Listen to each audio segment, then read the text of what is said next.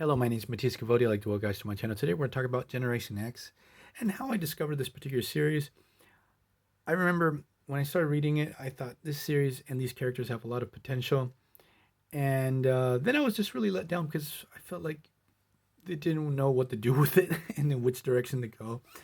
And some of the stories just were just too overly convoluted, especially everything relative to M Plate, M, and Penance, and M are M Plate's sisters, and their whole backstory is just too much. And another thing, I was really let down, especially with Chamber. Like outside of the series, like Marvel, Chamber and Jubilee, Marvel didn't know what the hell to do with those two characters. They went through so many weird changes. Like Jubilee lost her powers, then she became a vampire, then she became part of the New Warriors. Chamber got his body fixed and became the heir of Apocalypse. And then he had like this weird cannon in his chest. And like Chamber, the design is so awesome. I really like it. It feels like he's like Havoc on steroids, especially what we're going to see in this particular story. So we're going to get into the first story arc that I ever read from Generation X. That I read it and I thought to myself, this is going to be an awesome series. This came out in 1996, I think, 1 year before comic books started really coming out here in Argentina. Like 1997, American comic books were starting to arrive a lot here. So I didn't have to rely on my dad bringing them from the States. And there was also editions coming from Spain, which the weird thing is the quality of the Spanish comic books were much, much better than the American ones.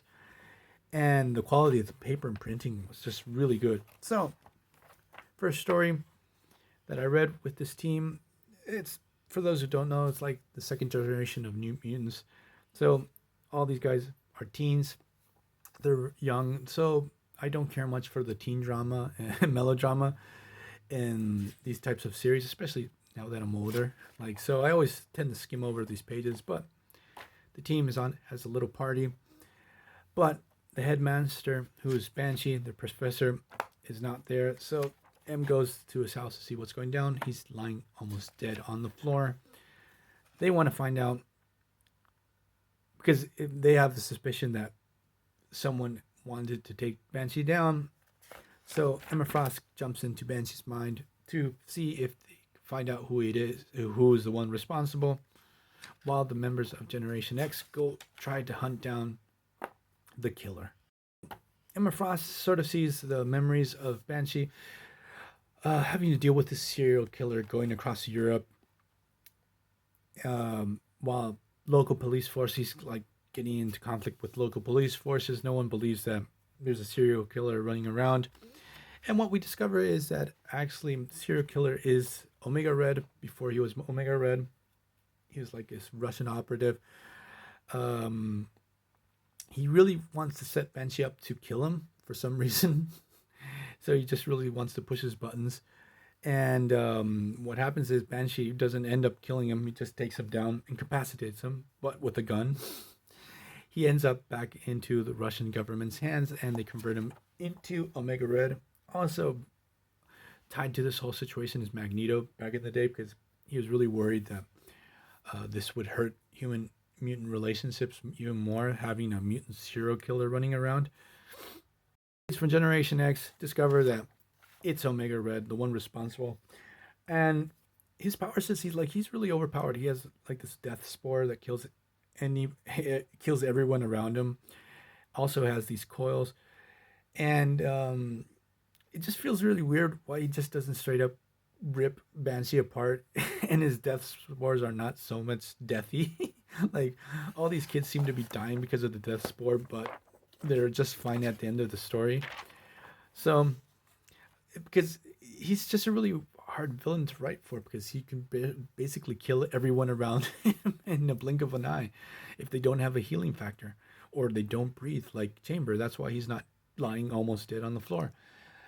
Sort of like the same problem that we have with Cyber. Cyber was, well, Wolverine enemy that was his animating cover body left him very hard to hurt.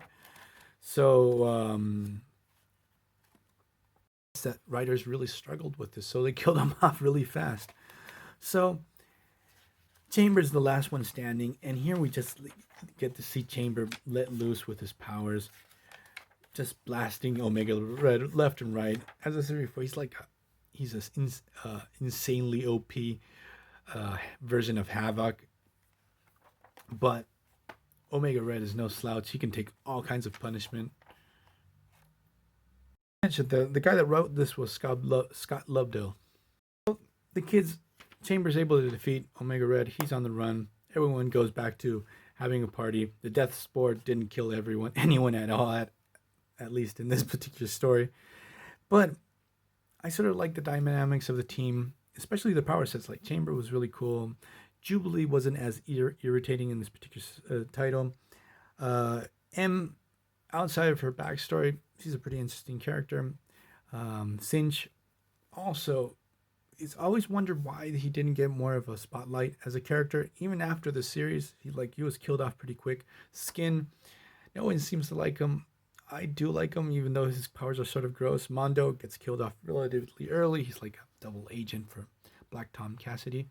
So I'm going to leave you guys here. I hope you like this video. What did you guys think about Generation X, this particular series, or about these characters?